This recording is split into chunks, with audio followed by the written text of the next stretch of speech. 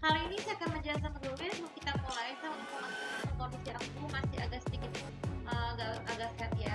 Jadi tadi pagi pas aku sahur tuh tiba-tiba tenggorokanku agak sakit. Mungkin karena efek begadang ya. Mungkin anggapannya aku nggak akan pernah mengulangi begadang lagi untuk terkecuali. Jadi tenggorokan aku tuh cuman sedikit tapi nggak batuk, cuman tenggorokannya jadi nggak enak. Jadi saya sarankan kepada kalian kalau kalian juga mengalami seperti saya, kan harus banyak minum air hangat supaya tenggorokannya tuh bisa cepat lega. Terus kalau membuang dahak ataupun batuk tuh harus di toilet, jangan di luar. Kenapa? Karena kalau di luar tuh kan sama dengan najis. Jadi kalau membuang dahak itu sebaiknya di toilet saja, atau kalau kalian tidak sanggup untuk membuangnya di toilet, kalian bisa membawa tisu ataupun tisu basah untuk membuang udahnya. Baru kemudian masuk ke tempat sampah, tujuannya agar kumannya tidak masuk.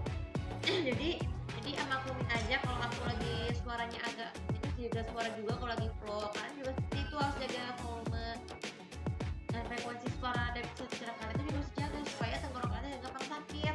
Dan kebetulan kan lagi puasa, jadi mohon doanya ya semoga aku bisa fokus dengan suara kalian yang baik ya.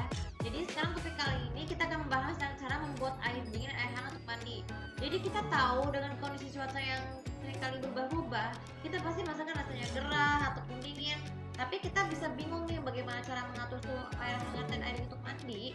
Itu ada dua cara, itu dua teknik. Dengan menggunakan ember dan juga dengan menggunakan shower.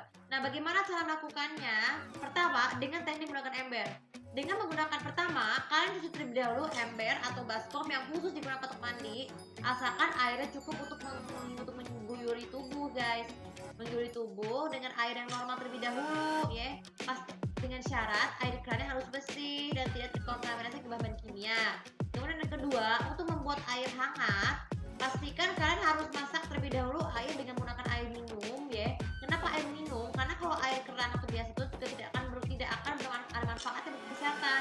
Jadi air untuk minum itu tuh bisa memasak air itu juga akan berguna untuk membuat suhu tubuh kita tuh menjadi lebih normal kalau kita bisa kedinginan nih. Jadi maksudnya juga air hangat itu dengan kondisinya airnya tidak boleh terlalu panas. Kalau air yang terlalu panas itu bisa mengakibatkan kulitnya menjadi melepuh ketika tidak sengaja tersentuh, ya. Pastikan harus dicampur dengan air normal, ya. Tuangkan air yang ke dalam ember yang sudah berisi dengan air itu, tapi dengan kondisi setengah, ya.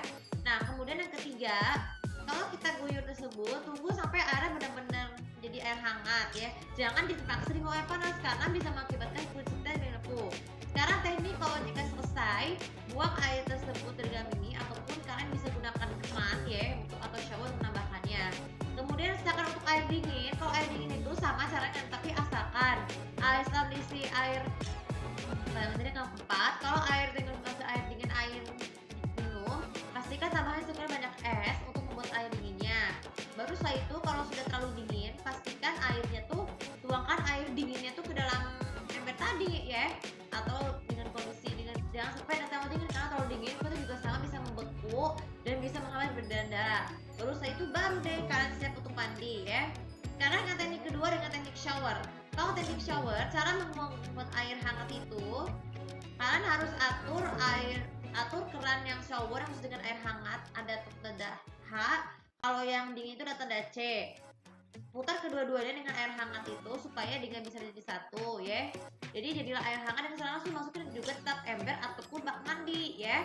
Nggak perlu setelah itu atau tidak menggunakan shower. Kemudian cara yang kedua, kalau buat air hangat saja cukup dengan matiin air saja, tapi dengan nyalakan sedikitnya air hangat baru tambahkan banyak dengan air dinginnya, sedikit air dinginnya. Asal jangan terlalu panas juga supaya bisa mandi maupun ini dengan shower, ya.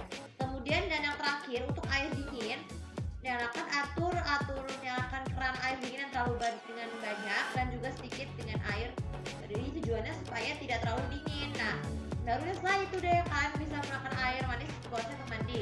Sebenarnya yang faedah penting untuk kalau kita mandi dengan air hangat itu juga membantu tubuhnya itu mengenai resiko hipotermia, karena kan kita hipotermia itu kondisi tubuhnya terlalu dingin sehingga tubuhnya seperti cepat membeku ataupun tidak berdiam diri terus, ya, karena kita terlalu lama berada di cuaca yang dingin.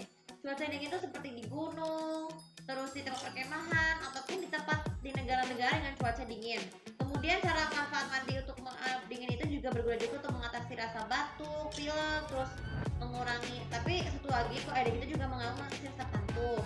kalau air panas itu juga mengurangi rasa yang keringat, untuk mengatasi batuk, untuk juga mengatasi terjadinya ini untuk mandi air dingin ya. Untuk air dingin itu juga mengatasi rasa flu dan batuk, terus juga untuk mengatasi rasa piang keringat yang berlebihan, dan juga terhindari rasa kepanasan yang berlebihan ya, apalagi setelah jogging seperti itu.